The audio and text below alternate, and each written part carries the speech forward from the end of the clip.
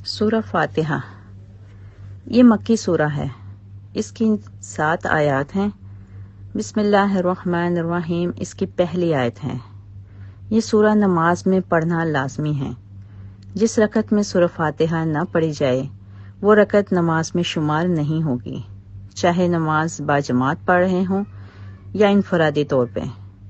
پیارے نبی صلی اللہ علیہ وآلہ وسلم کی حدیث ہے، جس نے نماز پڑھی اور اس میں ام القرآن نہ پڑھی یعنی سورہ فاتحہ، اس کی نماز ناقص اور ناتمام ہے۔ پہلے پارے کا آغاز سورہ فاتحہ سے ہوتا ہے۔ اس سورت کو ام الکتاب، ام القرآن، الصلاۃ، الشفاء، 7 مثانی، الدعاء، الحمد، الرقیہ، یہ سب اس سورت کے مختلف نام علماء کرام نے بتائے ہیں۔ سورہ فاتحہ جیسی عظمت اور فضیلت رکھنے والی کوئی سورت امت محمدیہ صلی اللہ علیہ وآلہ وسلم سے پہلے کسی امت کو نہیں دی گئی۔ اس سورت کی عظمت کا اندازہ کئی باتوں سے لگایا جا سکتا ہے۔ مثلا اس کے بعض اوصاف یہ ہیں۔ سنن ابی داؤد اور ترمذی کی ایک حدیث میں اسے قرآن عظیم کے لقب سے نوازا گیا ہے۔ رسول اللہ صلی اللہ علیہ وآلہ وسلم نے فرمایا، اس ذات کی قسم جس کے ہاتھ میں میری جان ہے، سورہ فاتحہ جیسی سورت تورات میں نازل کی گئی نہ انجیل میں، نہ زبور میں اور نہ فرقان حمید میں۔ یہ 7 آیتیں ہیں جو بار بار پڑھی جاتی ہیں، اور یہی قرآن عظیم ہے جو مجھے دیا گیا ہے۔ پیارے نبی صلی اللہ علیہ وآلہ وسلم نے فرمایا، ام القرآن ہی 7 مثانی ہے اور یہی قرآن عظیم کا نچوڑ ہے۔ پیارے نبی صلی اللہ علیہ وآلہ وسلم کو فرماتے ہوئے سنا، اللہ تعالیٰ فرماتے ہیں، میں نے نماز اپنے اور اپنے بندے کے درمیان آدھی آدھی تقسیم کر دی ہے، لہٰذا میرا بندہ جو سوال کرے گا اسے ملے گا۔ جب بندہ کہتا ہے الحمدللہ رب العالمین تو اللہ تعالیٰ فرماتے ہیں، حمیدنی عبدی، میرے بندے نے میری تعریف کی۔ جب بندہ کہتا ہے الرحمن الرحیم تو اللہ تعالیٰ فرماتے ہیں، میرے بندے نے میری حمد و ثنا کی۔ جب بندہ کہتا ہے مالک یوم الدین تو اللہ تعالیٰ فرماتے ہیں، میرے بندے نے میری بزرگی بیان کی۔ اور ایک مرتبہ یوں بھی فرمایا، میرے بندے نے اپنے کام میرے سپرد کر دیے۔ جب بندہ کہتا ہے ایاک نعبد و ایاک نستعین تو اللہ تعالیٰ فرماتے ہیں، یہ میرے اور میرے بندے کے درمیان معاملہ ہے اور میرا بندہ جو مانگے گا اسے ملے گا۔ اور جب بندہ کہتا ہے اہدنا الصراط المستقیم صراط الذین انعمت علیہم غیر المغضوب علیہم ولا الضالین تو اللہ تعالیٰ فرماتے ہیں، اس بندے کی یہ دعا بھی قبول ہوئی اور اس کے علاوہ جس چیز کا وہ سوال کرے گا وہ بھی اسے دوں گا۔ سورہ فاتحہ کی عظمت کا اندازہ اس بات سے بھی لگایا جا سکتا ہے کہ اس کا پڑھنا تمام جسمانی امراض سے شفا کا باعث ہے۔ حضرت ابو سعید رضی اللہ تعالیٰ عنہ سے روایت ہے کہ دوران سفر ہم نے ایک جگہ پڑاؤ کیا تو ایک لڑکی آئی اور کہنے لگی کہ اس قبیلے کے سردار کو بچھو نے کاٹا ہے اور ہمارے علاج جاننے والے لوگ غائب ہیں، کیا تمہارے درمیان کوئی دم کرنے والا ہے؟ ایک آدمی اس کے ساتھ چل دیا، حالانکہ ہم نے کبھی نہیں سنا تھا کہ وہ دم کرتا ہے، لیکن اس نے دم کیا اور سردار ٹھیک ہو گیا۔ سردار نے دم کرنے والے کو 30 بکریاں دینے کا حکم دیا اور ساتھ ہی اسے دودھ بھی پلایا۔ جب دم کرنے والا پلٹ کر واپس آیا تو ہم نے اس سے پوچھا، کیا تو اچھی طرح دم کرنا جانتا ہے؟ یا یوں کہا، کیا تو دم کرتا ہے؟ اس نے کہا، نہیں، میں تو بس سورہ فاتحہ پڑھی اور پھونک مار دی۔ بکریوں کے بارے میں ہم نے طے کیا کہ ان کے بارے میں اس وقت تک کوئی فیصلہ نہیں کریں گے جب تک رسول اللہ صلی اللہ علیہ وسلم سے پوچھ نہ لیں۔ جب ہم مدینہ پہنچے تو ہم نے نبی کریم صلی اللہ علیہ وآلہ وسلم سے اس کا ذکر کیا تو آپ صلی اللہ علیہ وآلہ وسلم نے فرمایا، تجھے کیسے معلوم ہوا کہ سورہ فاتحہ سے دم کیا جاتا ہے؟ ان بکریوں کو آپس میں تقسیم کر لو اور میرا حصہ بھی رکھنا۔ ایک صحابی نے 3 دن صبح شام سورۃ فاتحہ پڑھ کر اسے دم کیا۔ صحابی جب سورۃ فاتحہ پڑھ لیتے تو معمولی سا تھوک منہ میں جمع کر کے اس پر پھونک مار دیتے۔ 3 دن کے بعد وہ شخص جس نے صحابی سے دم کروایا تھا حشاش و بشاش ہو گیا، جیسے قید سے آزاد ہو گیا ہو۔ ان لوگوں نے صحابی کو اس کا کچھ معاوضہ دیا تو رسول اللہ صلی اللہ علیہ وآلہ وسلم کے پاس حاضر ہوئے اور ساری بات بتائی۔ رسول اللہ صلی اللہ علیہ وآلہ وسلم نے ارشاد فرمایا، کھا لو، میری عمر جس کے اختیار میں ہے اس کی قسم، بعض لوگ جھوٹے دم کر کے معاوضہ لیتے ہیں، تم نے تو سچا دم کر کے معاوضہ لیا ہے۔ سبحان اللہ۔ سورۃ فاتحہ کو نبی کریم صلی اللہ علیہ وآلہ وسلم نے نور الہی قرار دیا ہے۔ حضرت ابن عباس رضی اللہ تعالیٰ عنہ کہتے ہیں کہ ایک روز جناب جبرائیل علیہ السلام نبی اکرم صلی اللہ علیہ وآلہ وسلم کے پاس بیٹھے تھے کہ انہوں نے اوپر سے دروازہ کھلنے کی آواز سنی تو جبریل امین علیہ السلام نے اپنا سر اٹھایا اور نبی صلی اللہ علیہ وآلہ وسلم کو بتایا، یہ آسمانوں کے دروازوں میں سے ایک دروازہ ہے جو آج سے پہلے کبھی نہیں کھلا تھا۔ اس سے ایک فرشتہ نازل ہوتا ہے جو آج سے پہلے کبھی زمین پر نازل نہیں ہوا تھا۔ اس نے آپ صلی اللہ علیہ وآلہ وسلم کی خدمت میں سلام عرض کیا اور کہا، آپ صلی اللہ علیہ وآلہ وسلم کو 2 نور مبارک ہوں۔ آپ صلی اللہ علیہ وآلہ وسلم سے پہلے یہ نور کسی نبی کو عطا نہیں کیے گئے، فاتحۃ الکتاب اور سورہ بقرہ کی آخری 2 آیات۔ آپ انہیں پڑھیں گے تو آپ کو مانگی ہوئی ہر چیز ضرور عطا کی جائے گی۔ سبحان اللہ۔ سورۃ فاتحہ نبوت محمدی صلی اللہ علیہ وآلہ وسلم کی بالکل ابتدائی زمانے کی سورہ ہے، بلکہ معتبر روایات سے یہ بھی معلوم ہوتا ہے کہ سب سے پہلی مکمل سورہ جو محمد صلی اللہ علیہ وآلہ وسلم پر نازل ہوئی وہ یہی ہے۔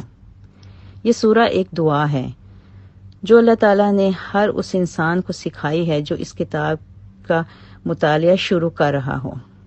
کتاب کی ابتدا میں اس کو رکھنے کا مطلب یہ ہے کہ اگر تم واقعی اس کتاب سے فائدہ اٹھانا چاہتے ہو تو پہلے اللہ تعالیٰ سے اس کام کے لیے دعا کرو۔ قرآن اور سورۃ فاتحہ کے درمیان دعا اور جواب دعا کا معاملہ ہے۔ سورۃ فاتحہ ایک دعا ہے بندے کی طرف سے اور قرآن اس کا جواب ہے اللہ تعالیٰ کی جانب سے۔ بندہ دعا کرتا ہے کہ اے پروردگار میری رہنمائی کر، مجھے ہدایت دے۔ جواب میں اللہ تعالیٰ پورا قرآن اس کے سامنے رکھ دیتا ہے کہ یہ ہے وہ ہدایت، وہ رہنمائی جس کی درخواست تم نے مجھ سے کی ہے۔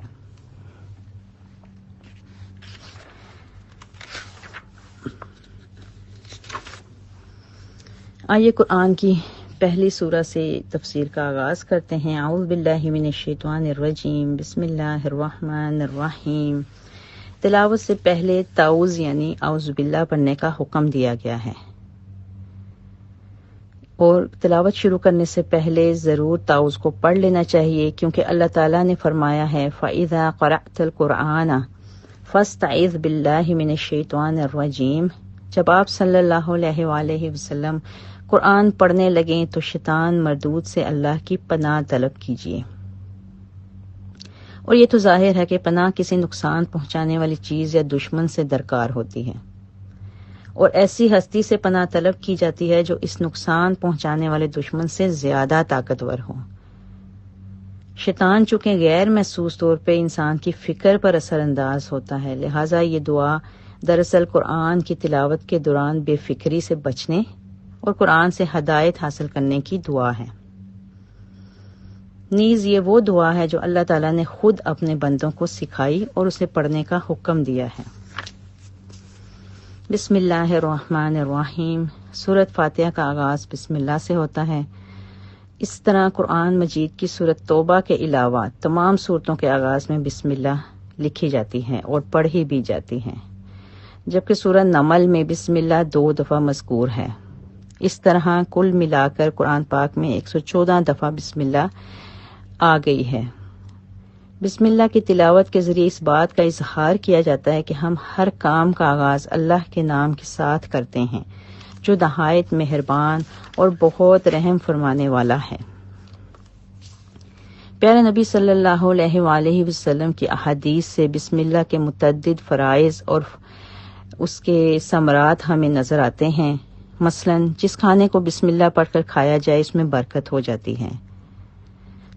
سنن ابو داؤد میں حضرت وحشی رضی اللہ تعالیٰ عنہ سے روایت ہے کہ انہوں نے عرض کی، یا رسول اللہ صلی اللہ علیہ وآلہ وسلم، ہم کھانا کھاتے ہیں لیکن سیر نہیں ہوتے۔ آپ صلی اللہ علیہ وآلہ وسلم نے ارشاد فرمایا، شاید تم لوگ الگ الگ کھانا کھاتے ہو۔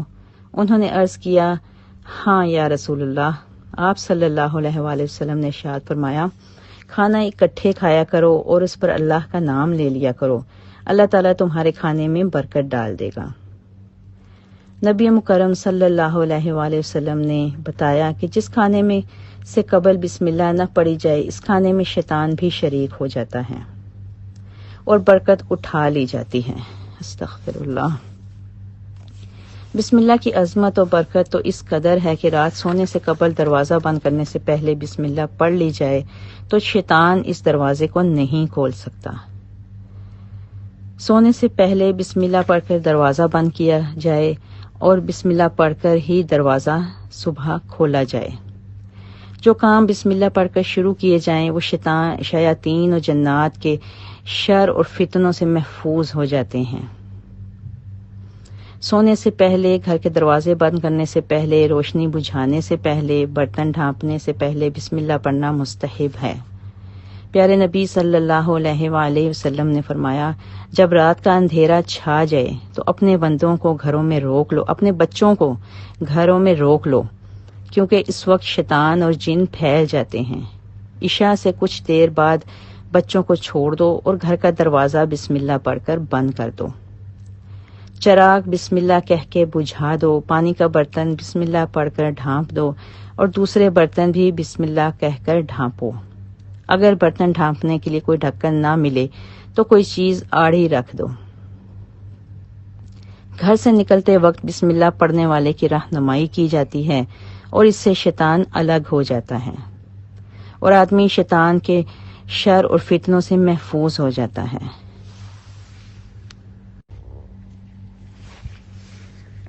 سورہ فاتحہ میں اللہ تعالیٰ کی حمد اور ثنا کا بیان ہے کہ تمام تعریفیں اللہ رب العالمین کے لیے ہیں جو مہربان اور بہت زیادہ رحم فرمانے والا ہے، اور اللہ تعالیٰ ہی یوم جزا کا مالک ہے۔ یوم جزا ایک ایسا دن ہے جس میں سزا اور جزا کا حقیقی فیصلہ ہوگا اور ہر ظالم، کافر اور غاصب کو اپنے کیے کا جواب دینا پڑے گا۔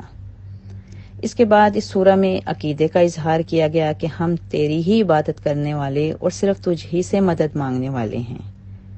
اللہ تعالیٰ سے سیدھے راستے کی طلب کی گئی ہے جو ان لوگوں کا راستہ ہے جن پر اللہ تعالیٰ کا انعام ہوا، اور ان لوگوں کا راستے سے بچنے کی دعا کی گئی ہے جو اللہ تعالیٰ کے غضب کا نشانہ بنے اور گمراہ ہوئے۔ آئیے اس کی تھوڑی سی ہم تفسیر کے ساتھ دیکھ لیتے ہیں۔ الحمدللہ رب العالمین۔ یہاں پر پہلی ہی آیت کا آغاز اللہ تعالیٰ کی حمد سے ہو رہا ہے۔ حمد کا معنی تعریف بھی ہو سکتا ہے اور شکر بھی۔ عام طور پر شکر خاص لفظ کے لیے استعمال کیا جاتا ہے اور حمد کا تعلق قابل تعریف کارناموں سے ہے۔ مثلاً اللہ تعالیٰ نے زمین و آسمان، سورج، چاند اور ستارے اور تمام کائنات کی وہ تمام اشیاء بنائیں اور ان کا اس قدر مربوط منظم نظام بنایا کہ جسے دیکھ کے ہماری عقلیں دنگ رہ جاتی ہیں۔ ہم حیران و پریشان اور سوچوں کی دنیا میں کھو جاتے ہیں، لیکن ہمیں اس کا سرا صرف اور صرف اللہ کی طرف ہی جا کے ملتا ہے کہ ان کو بنانے والا صرف اور صرف اللہ ہے، اور اس پر اس کی جتنی بھی تعریف کی جائے کم ہے۔ اور شکر کا تعلق ان خاص انعامات سے بھی ہوتا ہے جو کسی خاص ذات سے متعلق ہوں، اور وہ خاص ذات کون سی ہے؟ اللہ۔ اللہ تعالیٰ کا انسان کو احسن تقویم پیدا کرنا، کسی کو صحت اور رزق کی فراوانیوں سے مالا مال کرنا، ایسی نعمتوں کے اعتراف کو ہم شکر کہتے ہیں۔ لہٰذا اللہ تعالیٰ ہی ہر طرح کی حمد اور شکر کا مستحق ہے۔ اس کے علاوہ اگر مخلوق میں سے کوئی شخص کوئی قابل تعریف کارنامہ سر انجام دے اور اس پر اس کی تعریف کی جائے تو وہ بھی حقیقتاً اللہ تعالیٰ ہی کی تعریف ہوگی، کیونکہ قابل تعریف کام کرنے کی صلاحیت اور توفیق بھی اللہ تعالیٰ ہی کی طرف سے عطا کی جاتی ہے، یعنی ہر طرح کی تعریف کا مستحق اللہ تعالیٰ ہی قرار پاتا ہے۔ رب العالمین، عام طور پر عالمین تمام عالموں یعنی تمام جہانوں کے لیے استعمال کیا جاتا ہے، لیکن یہاں پر اس آیت میں عالم سے مراد تمام عالم غیب، عالم شہادہ، عالم جن، عالم ملائکہ اور بے شمار عالم ہیں، اور زمانے کے لحاظ سے ہر دور کے لوگ ایک عالم ہیں۔ دور بدلنے پر عالم بھی بدل جاتے ہیں، اس طرح عالم کی سینکڑوں اور ہزاروں اقسام بن جاتی ہیں، اور ان تمام عالموں کی تربیت اور پرورش کرنے والی صرف اللہ ہی کی بلند و برتر ذات ہے۔ اسی لیے ہم نے اس میں کہا الحمدللہ رب العالمین، یعنی وہ تمام جہانوں کا تربیت کرنے والا ہے اور اسی کے لائق ساری تعریفیں، ساری شکر، سارے حمد ہیں۔ اس کے علاوہ اس آیت میں اللہ تعالیٰ سے سوال کرنے کے آداب بھی میں سے ذکر کیا گیا ہے کہ یہ سب سے پہلا آداب ہے سوال کرنے کا۔ جب بھی کسی سے کچھ طلب کیا جاتا ہے تو اس طلب کا تقاضا کیا ہے کہ اس کی سب سے پہلے تعریف کی جائے، اس کی خوبیوں کی تعریف کی جائے، پھر اس سے اپنی مراد، اپنی دعا مانگی جائے۔ الرحمن الرحیم، یہ دونوں اللہ تعالیٰ کے صفاتی نام ہیں اور را ہا میم ان کا روٹ ورڈ ہے۔ رحمان کا لفظ اللہ تعالیٰ کی ذاتی نام کی حیثیت رکھتا ہے۔ قرآن میں بے شمار آیات میں رحمان کا لفظ آیا ہے۔ الرحمن علم القرآن، الرحمن علی العرش استوى۔ اس لحاظ سے اللہ کے مخلوق میں اللہ تعالیٰ کی سب صفات پائی جا سکتی ہیں سوائے رحمان کے۔ ایک انسان رحیم، رعوف، کریم وغیرہ سب کچھ ہو سکتا ہے، مگر رحمان اللہ کے سوا کوئی نہیں ہو سکتا۔ حدیث میں آیا ہے کہ اللہ کو سب سے زیادہ دو نام پسند ہیں، ایک عبداللہ اور دوسرا عبد الرحمن۔ اکثر علماء نے رحمان اور رحیم کے فرق کو اس طرح بھی بتایا ہے کہ رحمان فی الدنیا، رحیم فی الآخرہ، یعنی اللہ تعالیٰ دنیا میں رحمان ہے جو مسلمان، کافر، مشرک سب پر ایک جیسی رحمتیں نازل فرماتا ہے، اور رحیم آخرت میں ہے جو صرف ایمانداروں پر رحمتیں نازل فرمائے گا۔ الحمدللہ۔ مالک یوم الدین، یوم جزا کا مالک ہے، یعنی اس دن کا مالک جب کہ تمام اگلی پچھلی نسلوں کو جمع کر کے اس کے کارنامہ زندگی کا حساب لیا جائے گا، اور ہر انسان کو اس کے عمل کا پورا صلہ اور بدلہ دیا جائے گا۔ اللہ کی تعریف میں رحمان اور رحیم کہنے کے بعد مالک روز جزا کہنے سے یہ بات بھی ہمیں پتہ چلتی ہے کہ وہ صرف مہربان ہی نہیں ہے بلکہ منصف بھی ہے، اور منصف بھی ایسا کہ بااختیار منصف ہے کہ اس کے فیصلے کے روز وہی پورے اقتدار کا مالک ہوگا، نہ کوئی اس کی سزا میں مزاحم ہو سکے گا اور نہ اس کی جزا میں۔ اس کی سزا اور جزا کو نہ کوئی روک سکے گا، نہ کوئی اس میں کوئی توجیحات پیش کر سکے گا۔ لہٰذا ہم اس کی عبادت اور رحمت کی بنا پر اس سے محبت ہی نہیں کرتے بلکہ اس کے انصاف کی بنا پر اس سے ڈرتے بھی ہیں، خوف الہی بھی رکھتے ہیں، اور یہ احساس بھی رکھتے ہیں کہ ہمارے انجام کی بھلائی اور برائی اسی کے اختیار میں ہے۔ ایاک نعبد و ایاک نستعین،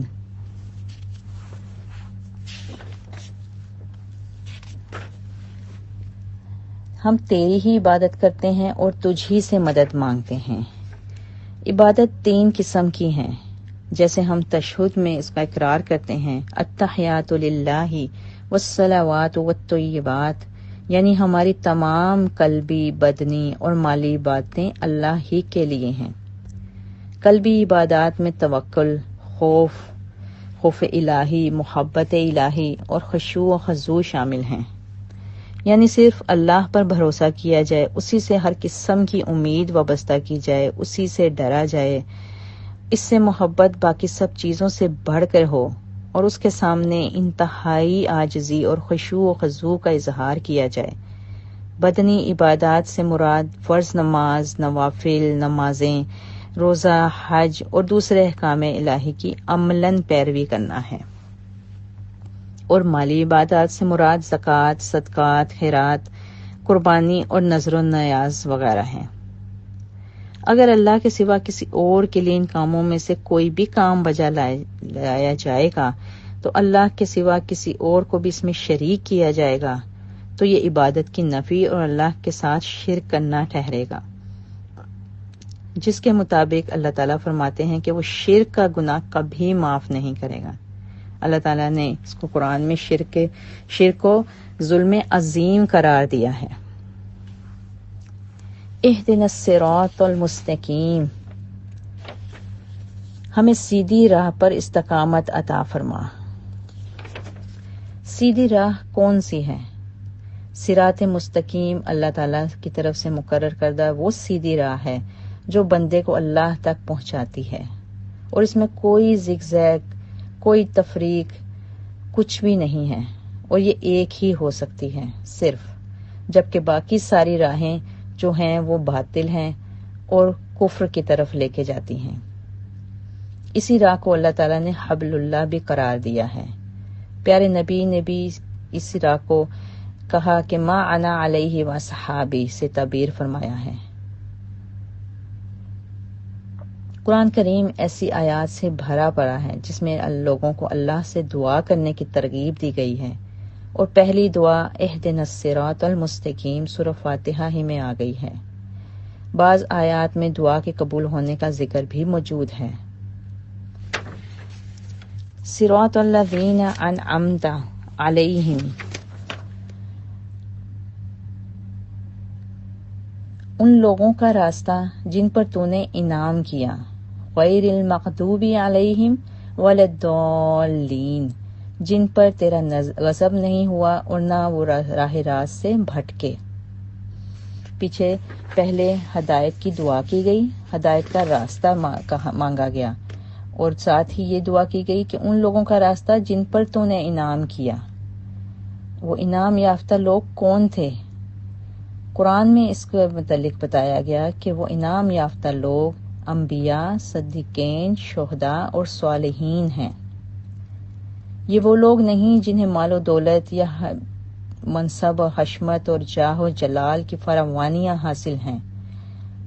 آپ صلی اللہ علیہ وآلہ وسلم کے مطابق یہ تمام لوگ اللہ تعالیٰ کے نیک، صالح اور شکر گزار بندے ہوں گے جن پر اللہ کا انعام نازل کیا جائے گا۔ اور مغضوب اور والضالین کون ہوں گے؟ جن پہ اللہ کا غضب ہوگا اور اللہ تعالیٰ کے گمراہی کا شکار ہوں گے۔